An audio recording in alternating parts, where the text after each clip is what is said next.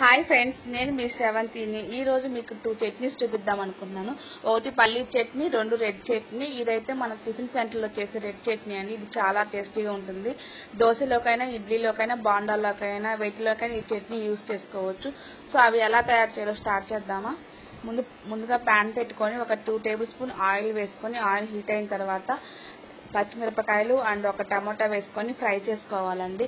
మామూలుగా మనము టిఫిన్లో చేసే చట్నీస్కి ఎక్కువ చింతపండు వాడతారు. చింతపండు అయితే అంత టేస్ట్ రాదండి. ఇట్లా టమోటా వేస్తే మంచి టేస్ట్ వస్తుంది చట్నీ. సో అలా టమోటా వేసుకున్న తర్వాత 3 గార్లిక్ కూడా వేసుకొని ఫ్రై చేసుకోవాలి. ఒక 2 మినిట్స్ కల్లా ఇది ఫ్రై అయిపోతుంది. సో దీన్ని అంతా మనము మిక్సీ జార్లో తీసుకొని గ్రైండ్ చేసుకున్నాము. నేనైతే ముందుగానే పల్లి ఫ్రై చేశాను, మీకు అది వీడియో షూట్ చేసి చూపించలేదు. సో పల్లీలు కూడా తీసుకున్నాను. పచ్చిమిర్చి అండ్ టమాటో, గార్లిక్ అండ్ కొంచెం సాల్ట్, కొంచెం క్వాంటిటీ కోసం నేను శనగపప్పులు కూడా వేసుకున్నాను.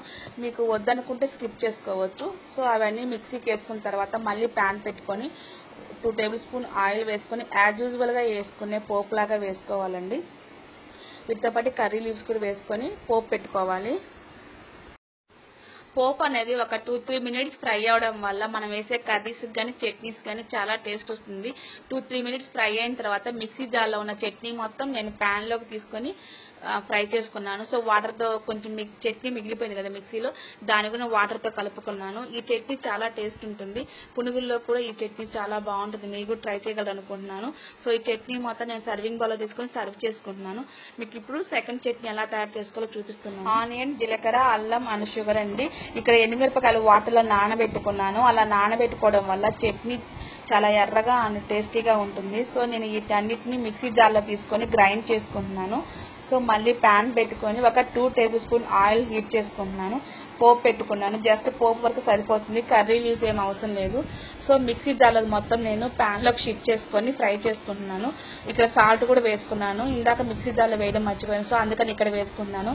చట్నీ ఒక 2-3 మినిట్స్ ఫ్రై చేసుకోవాలి, ఎందుకంటే ఇలా అన్ని పచ్చి చేసాను అందుకని కొంచెం స్మెల్ వస్తుంది. సో అలా 2-3 మినిట్స్ ఫ్రై చేసుకుంటే సరిపోతుంది. ఇక్కడైతే ఈరోజు మాకు టిఫిన్ దోశ, నేను అందుకని ఆ దోశ కూడా వేసి చూపిస్తున్నాను. మొత్తం చట్నీ, దోశ అన్ని కలిపి చూపిద్దామని అనుకొని ఇలా దోశ కూడా వేసుకుంటున్నాను. ఒక దోశ అయితే వేసాను, ఇప్పుడు సెకండ్ దోశ వేస్తున్నాను. ఈ సెకండ్ దోశకి నేను రెడ్ చట్నీ తయారు చేశాను కదా, అది అప్లై చేసుకుంటున్నాను. ఒకసారి చేశాను కదా, అది కూడా చూపిద్దామని నేను ఇలా చేశాను. ఈ కారం దోశ చాలా బాగుంటుందండి, మీరు కూడా ట్రై చేయండి. మీకు కొంచెం చట్నీ అనేది ఎర్రగా లేకపోతే కొంచెం మనం విడిగా కారం ఉంటుంది కదా, అది కూడా వేసుకున్నా సరిపోతుంది, ఇంకా ఎర్రగా వస్తుంది. సో అలా కూడా చేసుకోవచ్చు. నేను ఈ చట్నీ మీద ఈ కారం మొత్తం అప్లై చేసుకుంటున్నాను. చాలా టేస్ట్ ఉంటుంది, మీరు కూడా ట్రై చేయగలరు అనుకుంటున్నాను. సో ఈ దోశ కూడా నేను తీసేసుకొని సో మీకు మొత్తం దోశలన్నీ చూపిస్తున్నాను.